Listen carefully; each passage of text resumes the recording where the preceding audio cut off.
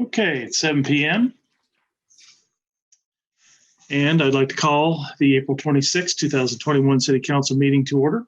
Because of COVID-19 restrictions, our meeting tonight is being held virtually via Zoom. Public comments for this meeting were accepted in advance by mail and email. These comments will be read into the public record shortly. If you would like to submit a public comment for our next meeting, please visit our website at www.merriam.org and follow the directions listed there. As a reminder to the City Council, please be conscientious of others trying to speak slowly and clearly, and state your name prior to speaking. If I need to confirm something that may have been difficult to hear, I will ask for clarification.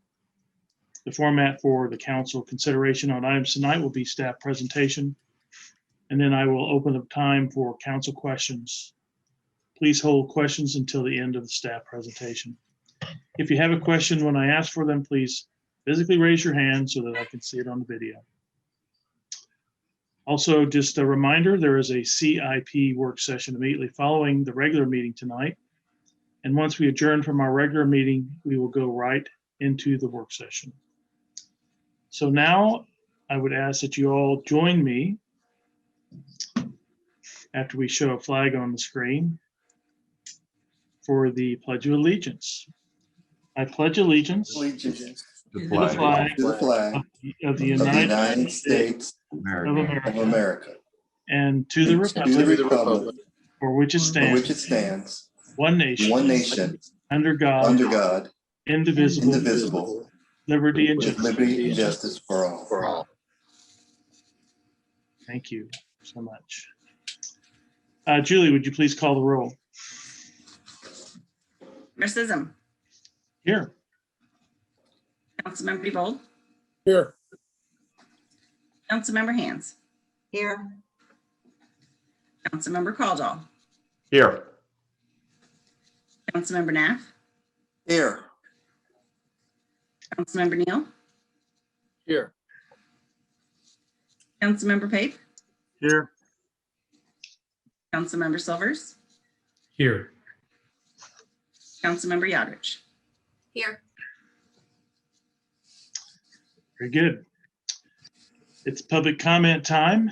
Julie, would you please read any public comments that were submitted in advance into the record? We have no public comments this evening, Mayor. Okay, great.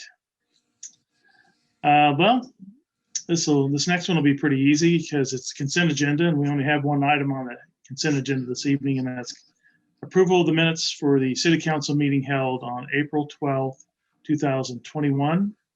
I will accept a motion in a second for this item. Bob Pape. Mayor, I would move that the council approve consent agenda item number 1. And Jason Silvers. I second that. Motion made and seconded. Madam Clerk. Councilmember DeBold. Aye. Councilmember Hands. Aye. Councilmember Caldwell. Looks like his screen's frozen. Councilmember Knapp. Aye. Councilmember Neal. Aye. Councilmember Pape. Aye. Councilmember Silvers. Aye. Councilmember Yodrich.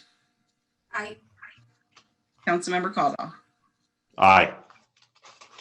Motion passes 8-0. Very good. Thank you. I have nothing for mayor under the mayor's report this evening. We next move into the Planning Commission. Item number 1 is consider approval of rezoning from I-1 and C2 to PUDG and the associated preliminary development plan for the property located at 5519 and 5501 Merriam Drive, which is the DS bus lines. Brian Dyer, would you please give us a staff update on this? Sure. Good evening, Mayor, Council Member Brian Dyer, Community Development Director. I'm going to share my screen and walk you through this evening what you're just considering.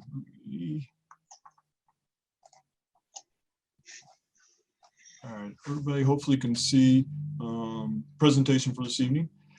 This evening, we have a rezoning, a preliminary development request for DS Bus Lines, who is operated by the Kincaid Group for the properties located at 5501 and 5519 Merriam Drive. Just get you oriented to where we're located at. Merriam Drive is along here on the front. 55th Street is on the top of the screen. Here, the bottom parcel is the main facility. It has their offices. There's also has a maintenance facility as well. And up here to the north, this is a property that some of you who have been around a while would know as the Williker Tow Lot. It's a property that for decades had inoperable vehicles and was a tow lot facility, storage facility. Kincaid Group DS Bus Lines is recently in the process of purchasing the lot and done quite a bit of cleanup on the lot. Obviously removed all the inoperable vehicles, as well as removed a home that was very much in bad need of repair. And now they're coming in to request development of that property. Also, if you may recall, last year at this time, the council approved a development agreement with Kincaid Group to turn the eastern leg of 55th Street and Merriam Drive intersection, so this portion here, up here at the top, into a private drive, a private entrance into the bus facility. So this project is in concert with that project, and they're hoping to get approval this evening of the development plan so they can do both of them at the same time. They can do the intersection improvements as well as the parking lot improvements they would like to do. So walking you through it. Again, Merriam Drive is over here to your left. 55th Street is up to the top. I think it's important to note that this plans do show the proposed improvements for 55th Street and the private drive. So you can see them up here, lightly up here. The area, the dark shaded area in the middle is the lot that they're proposing to redevelop for bus storage, for a parking lot. Down here, you'll see the building that is their main office facility. And then there's another building, it's a little bit harder to see down here at the very bottom, that is their maintenance facility. This building right here located in the middle has been recently demolished. So here is the site development plan. Again, Merriam Drive is to your left. 55th Street, the private drive entrance is up here. So the intersection is located right here. So this is their proposal to add in or create a new parking lot, mainly for the storage of their smaller buses. They're buses that are a little bit shorter, not the full-size buses.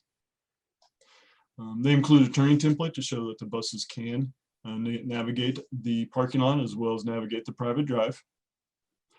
Here's the drainage area. They show the drainage going from west to east back here to a native swell as part of their best management practices that we asked them to do from regards to stormwater quality. They are putting in native swell with native grasses and other types of things to serve as a filter for the water as it comes off the parking lot. I also think it's important to note that this will be a reduction in impervious surface from what the existing conditions are. So they are going to be reducing the amount of pavement on this facility. Here is the photometric plan, simply demonstrating that they meet our photometric requirements. Generally speaking, the foot candles go to 0 as they get to the property lines. And then finally, the landscape plan.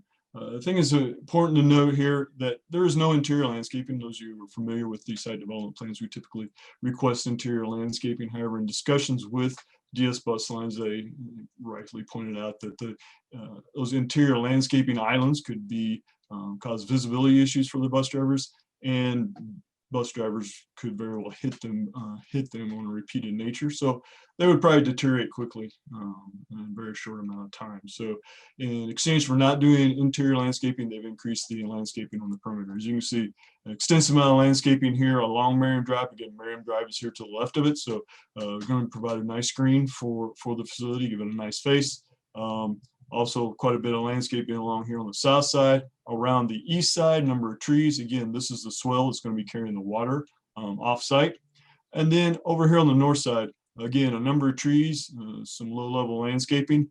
And then kind of, again, want to point out, you can see the private drive that comes into the facility from here. So again, 55th and Merriam Drive intersection is located right here. And you can also see the trail is up here to the north, as well as the additional plantings, while It's not part of this development plan. It was part of the development agreement that you all entered into a year ago. So you can see the extensive amount of trees that are going to be planted along the trail up here to the north. Lastly, we did include the elevations of the existing buildings, and because this is a PUD, Planning and Development General Zoning District, so typically we include the elevation drawings with there. Going back to the rezoning request, this property has split zoning, which is somewhat unique. So it has I and C2. They're requesting to go to a Planning and Development General zoning. Staff does recommend it that have restricted uses on it. So the uses are to be restricted to what currently is, which is a storage lot for operable vehicles and the associated office storage and other support facilities for their buses. Within your staff report, you do have the golden factors, the factors to consider the rezoning. The Planning Commission did hold a public hearing on this item the first of the month and unanimously voted to recommend approval of this rezoning and preliminary development plan. And staff also recommends approval of the planning and the rezoning request. And I'd be happy to take any questions. Looks like Chris Hands has her hand up. Go right ahead, Chris. So with the landscaping on the north side there right now, at least partially, there's a stockade fence. Is that going to stay to protect the buses, or are the trees on the other side, on the north side of the fence? They are going to be putting a fence in. I would not say to provide protection. That is not what that fence will provide. That fence will provide a barrier or a sense of barrier between the buses and the trail. And again, that was part of the development agreement. That is not part of this preliminary development plan. That was part of the agreement that the council entered into a year ago. So Okay, I have vague recollections of them having theft or vandalism issues, and so that's part of why I was wondering. Anyone else? Jason Silvers? Yes, this is Jason Silvers. I came into this meeting with a couple questions and a comment. You answered two of my questions, but another one popped up. Could you just show on this drawing, you mentioned something about how the impervious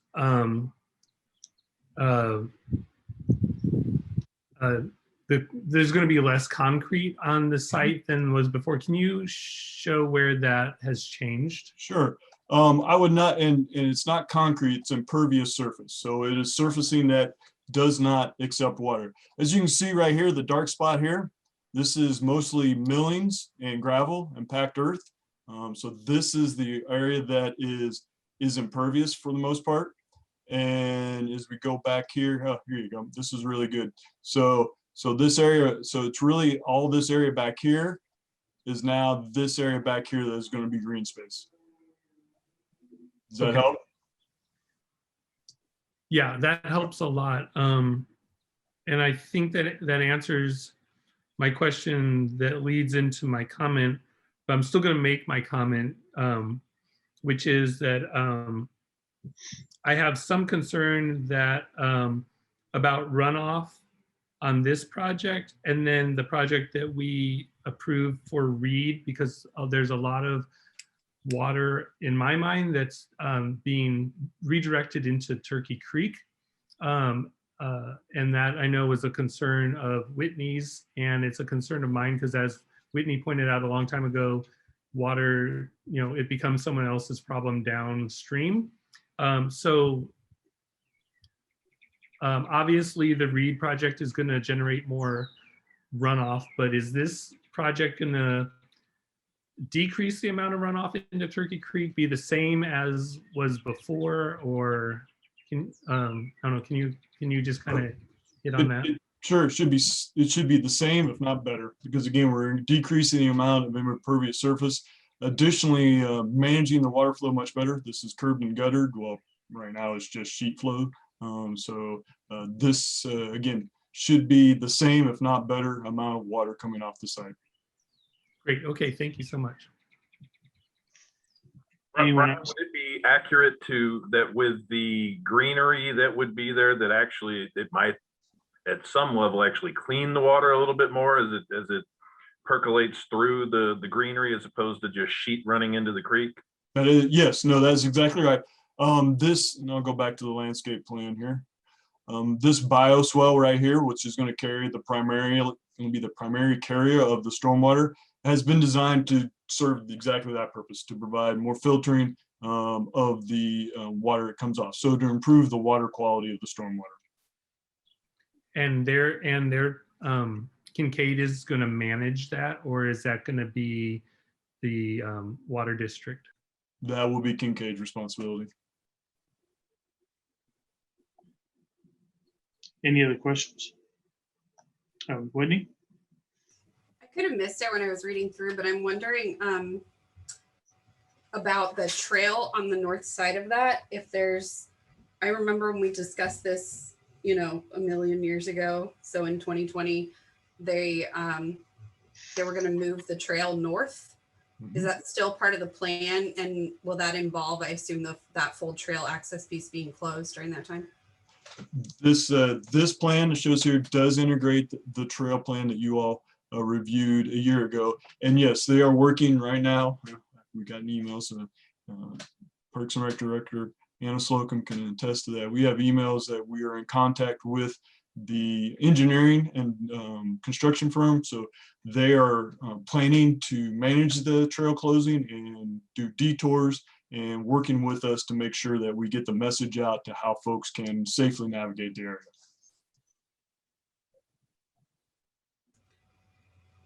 Go ahead. Whitney. I have one more follow-up. This is Whitney Aldrich again.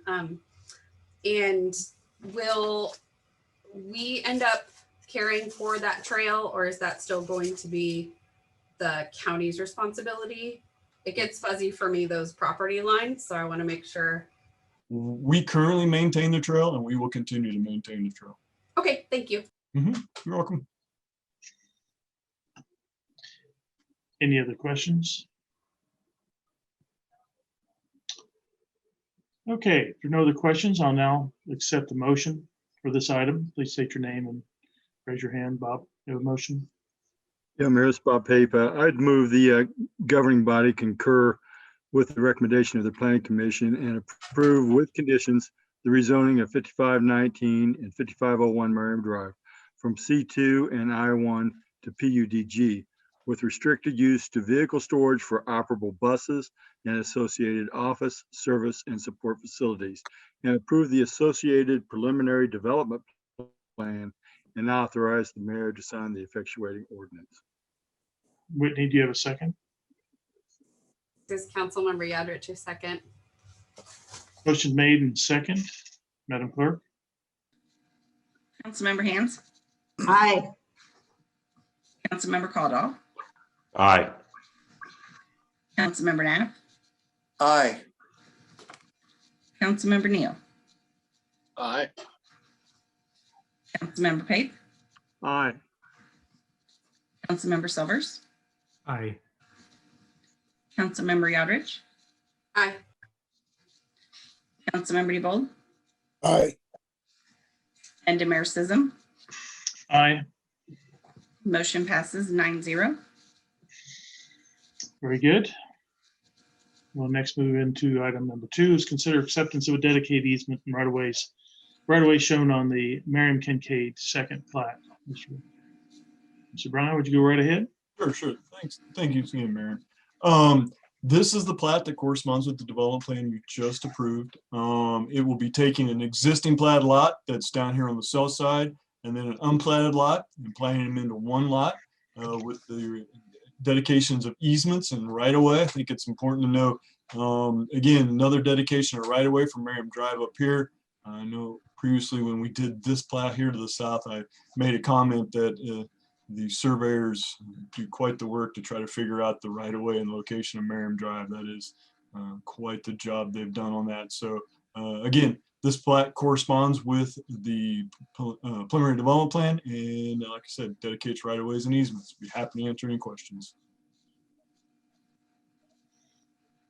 Not seeing any. I'll accept the motion in a second. So we'd like to make the motion. Bob Pape, Mr. Bob, I'll move the council accept the dedication of easements and right-of-way shown on the Merriam Kincaid second plat. And do we have a second? Chris Hands, I'll second that. Madam Clerk? Councilmember Caldwell, Aye. Councilmember Nath, Aye. Councilmember Neal, Aye. Councilmember Pape, Aye. Councilmember Silvers, Aye. Councilmember Yodridge, Aye. Councilmember DeBold, Aye. Councilmember Hands. Aye. Motion passes 8-0. Very good. Mr. Dyer, I'm not going to let you off the hook just yet. Now that you've gotten me curious. I have an interest in the history of our city and what differences or difficulties do they have in establishing the right-of-way on Marion Drive? Oh, just because it's a very old highway. It used to be K10, and even before then, it was the Olathe Kansas City Road. So it's just an old road with, it's hard to search through and find all the documentation goes with it, and then also probably difficult to find the controls. So it is something that, yeah, it again, I think a surveyor, I don't know if they enjoy it or not, but it is work for them a lot. Well, and tell me this, is Marion Drive where it's supposed to be, or is it somewhere else? That's an excellent question. Well, it is where it's at right now. And again, as they work through it, as they go, what really is unplatted lots, or excuse me, unplatted parcels. When they go through and plat them, that's really where we had to make a determination where the right of way is at. So, and that's what happened previously. It wasn't a platted parcel. And so they dedicated the right of way along the front, and then this next parcel to the north, it wasn't platted either. So again, that's why they dedicated the right of way. But yeah, it's a lot of stuff they have to do. Very interesting. Thank you very much. Mhm. We move out of this section, go into council items next on our agenda. And item number 1 is a presentation on permanent and temporary weather shelter and food pantry.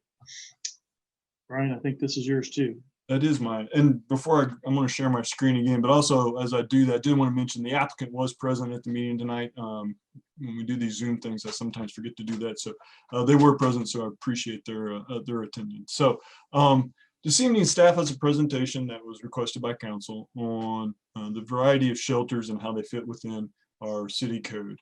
Permanent shelters, I'm going to cover permanent shelters, temporary weather shelters, and food pantries. I think it's important to note before I begin this that it really covers not just zoning, but also building code, as well as fire code, life safety code. So as we go through this, kind of keep that in mind that I will try to touch briefly on those other 2 aspects, but there is really 3 parts that goes along with these types of facilities, as well as any type of development or building within the city. So first thing I want to cover is the permanent Brian, shelters. you're not sharing your screen, Brian. We're still looking at the plat. Sorry. Let's try that again. Thank you, Chris.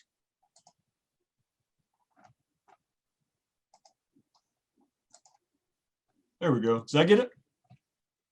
All right. Thank you, Chris. All right, so back to this. So the first thing I'm going to cover is permanent shelters and how the Merriam Code outlines the standards and the process for their consideration. First thing I want to point to is the zoning chapter definitions. This is something that some of you may remember back in 2018. We did an extensive revision in regards to group homes and group residences to bring them more in line with Kansas state statute, as well as fair housing regulations and court cases. So we have 2 definitions that we really need to concentrate on: group home and group residence. And I apologize, but I think it's important that we all understand them. So I'm going to read them to you.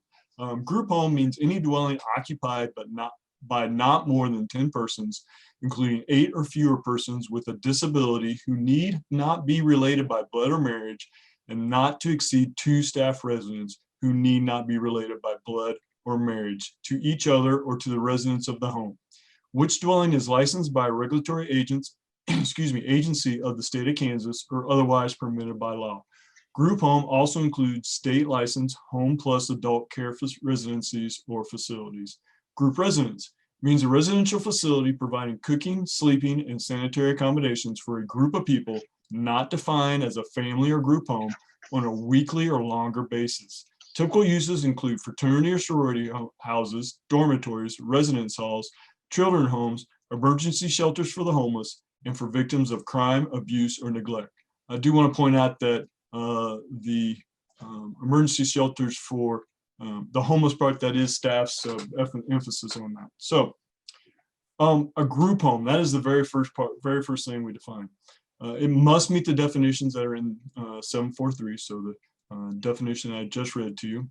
They're allowed in our zoning districts, and they require no zoning or building code review. And I think that's important to note that these types of facilities really have minimal city review for them. So if somebody wants to do a group home, have 8 folks or less that fit within the definition of a group home, they can set that up without any type of city review in our district. So that's what a group home is. There are some group homes throughout the city, so this is something we already have existing within the city limits. A group residence, that's the second definition.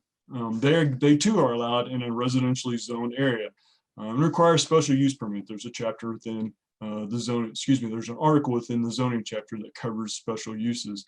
And within that article, it does have standards for parking, parking lot screening. And so there are standards for these facilities. To obtain a special use permit for a group residence requires a public hearing at a planning commission, city council approval or denial. And then somewhat unique to a group residence, it does require for the special use permit, the first term is a 2-year term, and then the second one are 5-year renewals. Do think it is important also to note that we do have group residences within the city of Merriam. So again, this is back to that definition where a homeless shelter fits within this definition. So going on to a temporary weather shelter. So a shelter for a situation we had this February where we had an extreme cold come in and came in, very quickly. And what is the process to handle that? So these are items this is something that needs a quick consideration. It needs to be reviewed on a case-by-case basis. So say a church or some other, type of business or nonprofit wants to house homeless temporarily. The Marion building official and the Overland Park Fire Department would inspect it prior to occupancy. That's just to make sure, again, that's a safe facility for those for occupancy. We've been talking with the Overland Park Fire Department. This is a process that they have in Overland Park, and so they have a check sheet already set up for this situation. I think it's important to note that it's also that the building owner or operator will sign a waiver to release the fire department and the city from any and all liability associated with the safety of occupants. Again, that's recognizing that we have not done a comprehensive review. We can't make a testimony to whether this facility meets building code, particularly for overnight stays. That's really when it kind of the requirements and standards increase. Again, just a temporary situation. So we're trying to get folks in there, get a place for them to stay warm. And then once the weather emergency is over, no longer is used as a shelter. So then the last thing is food pantries.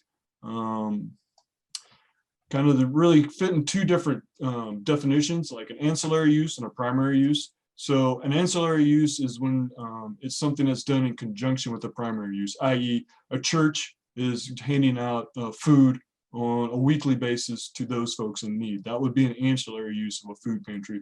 We have had a food pantry in the city of Merriam. There was a food church on West Frontage Road for a number of years that had operated a food pantry and handed out food to those folks in need. I want to say it was on a Thursday. So we have had this situation in Merriam before. And then the primary use, again, that's if the food pantry is the primary use. So that is what it's being used in the majority of the time is as a food pantry. This would be something we considered something akin to a grocery store or a warehouse. And as such would need to meet need to meet all the zoning requirements as well as the building code requirements. So with that, be happy to answer any questions that council may have about this issue. I'd like to make a comment before we get any questions, just for the benefit of some of our newer council members.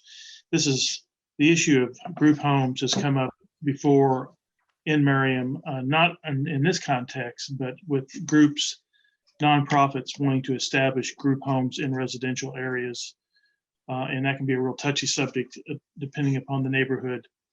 We found out as a city when we tried to interject and apply some of our city codes to that process that they have very special protection from federal law that prohibits us from doing many of the things that we would maybe try to do to prohibit them from being in a neighborhood where we felt maybe it's not convenient or appropriate. So just bear that in mind. Not that that really applies to this section, but if we ever should have a group home issue in a neighborhood that somebody wants something done with, our city does have limited powers over them because of their status as being federally protected. That's all I had to say. Does anybody have any questions? Is Ms. Chris Hands? Yeah, this is Chris Hands, and I want to say that I appreciate that you did the bringing us up to what the code already has in it. Thank you very much. I was curious when we talk about emergency shelters. So if we had God forbid, a disaster like a tornado and we needed to provide some resident space for people who didn't have their homes, would they fit in that category? And do you feel like we are going to be fast enough to be able to accommodate? Answer is yes and yes. We do feel like that. Not to go into the full emergency response protocols of the county, but yeah, I am confident that if such a disaster, heaven forbid, would happen, that we could address that in a quick fashion. Yes. Bruce? Yes, a quick question on the group residence, which would be, I guess, emergency shelter for homeless. It states in there that it is for on a weekly or longer basis. Right. So if we were to have a homeless shelter that dealt on a nightly basis, would it still be part of this? I think if you're, let me ask you, are you thinking that a shelter that every night and is going to be housing homeless and on a regular or constant basis for over months or something? Is that what you're thinking? Well, I was just thinking that a homeless person comes in and it's a night-to-night basis where they are in the shelter. But of course, the shelter would be open for weeks or longer.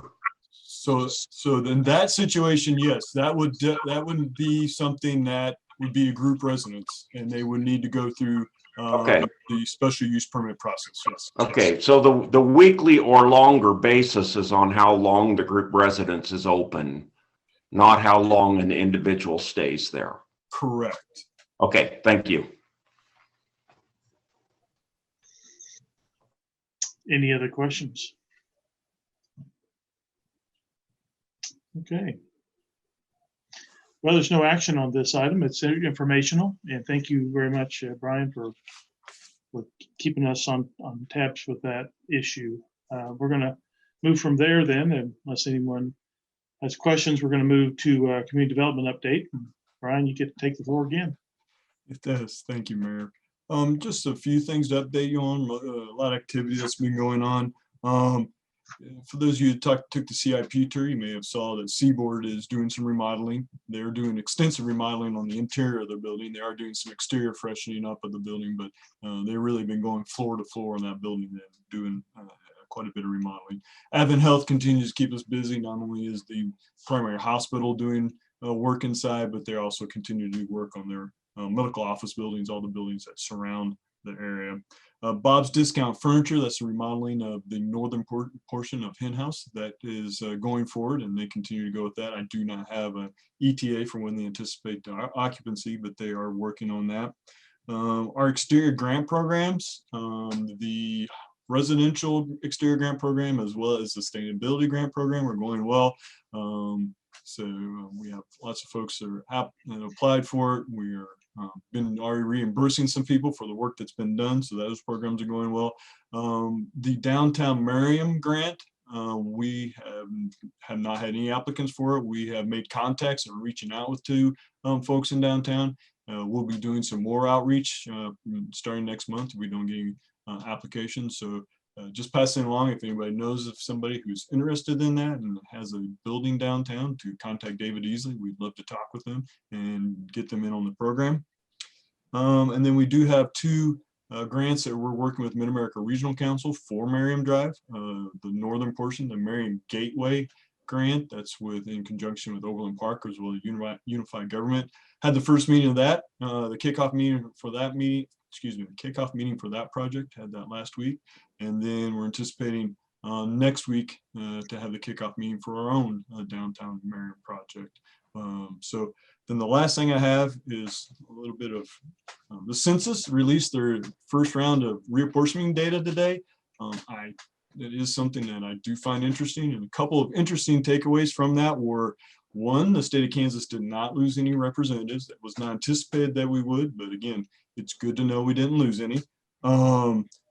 Two, this was the second slowest growth rate for a decennial census in our population. It was 7.4, if I remember correctly.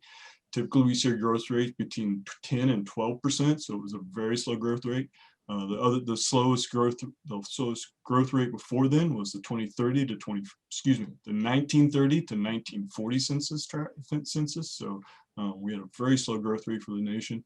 And then just to show that it's very important that you respond to your census, the state of New York lost a seat based upon 98 people. They were 98, so they lost a seat because they had 98 too few people. They were short 98 people. So again, always remember, fill out your census. So with that, I'd be happy to answer any questions. Chris Hands. I heard mention that there's talk of extending the deadline on the census. Is that really even still being discussed? Oh, they have already extended the deadline. This one was an extension of deadline. So these are deadlines that are already passed. They're already past the normal deadlines. I hope that we get down to some detailed block census data come September-ish. So, but they've already passed the typical deadlines. Anybody else? Okay, well, thanks for that update. You're welcome, Mayor. Thank you. We're going to move to monthly finance report. Donna, Hello, Council. please provide us with that report. Mayor. Mhm. You should have had your March financial report in your packet. Revenues have so far this year all been at or above budget. That's a really good sign. You know, as we've talked in the past, there's certainly revenue threats out there, but right now everything is looking good. We received our February distribution today, and it looks well as well. So all going well. Expenditures are well within line of what you would expect after 3 months. And so I would be happy to answer any questions you might have. Any questions this evening? Okay. No questions. Thank you. Okay, the fourth item on this agenda section is consider approval of professional services agreement with Affinis for design engineering services for West Frontage Road from Turkey Creek to 75th Street. Jim McDonald, how are you this evening? Doing well, thank you, Mayor. Good evening, Mayor and Council. April this month, sorry, actually earlier this month, we conducted a request for qualifications process for our 2021 to 2026 capital project engineering. We had 6 projects which engineering firms could submit their interest and qualifications for 1 or more projects. We had 11 firms respond, and we had 41 statement of interest to review. A selection team comprised of myself, Todd Beeman, the project coordinator, and Randy Fine, the street superintendent, reviewed each statement of interest. The following criteria: we had project understanding, project approach, experience, staff availability, and communications and public relations. The highest rated firm was selected by our committee, and then we had a project scope meeting was held. To maintain continuity and still maintain climate of competition, we intend to follow this RFQ process every 5 years. For this project, we selected a Finnis Corporation, and the scope of this construction project includes the installation of new curb and gutter and sidewalk along the west side of the roadway, drainage improvements, 2-inch mill and overlay, bridge deck repairs, slope and embankment protection, a new pedestrian bridge over Turkey Creek, railroad crossing upgrades, replacement of substandard curb and gutters and ADA ramps as needed. This project scope had changed significantly since we first budgeted the engineering. Needed repairs were found when we did our biennial bridge inspection. Those weren't included in the original scope. Upgrades to the railroad crossing and signals along with the pedestrian bridge were also not included in the original scope of work. This requires a lot more engineering and a lot more meetings with the railroad. Therefore, we're going to have increased engineering costs. Staff is requesting the use of TIP funds, additional TIP funds to cover this overage for this engineering. I'm here to answer any questions you may have. Any questions from anyone? Oh, Jason?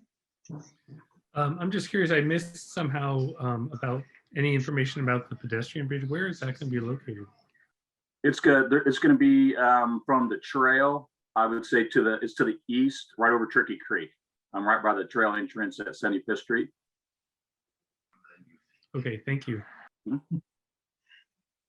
And from our tour, we mentioned that bridge will be very similar to the bridge that was recently installed along 67th Street in terms of design. Mr. Neal?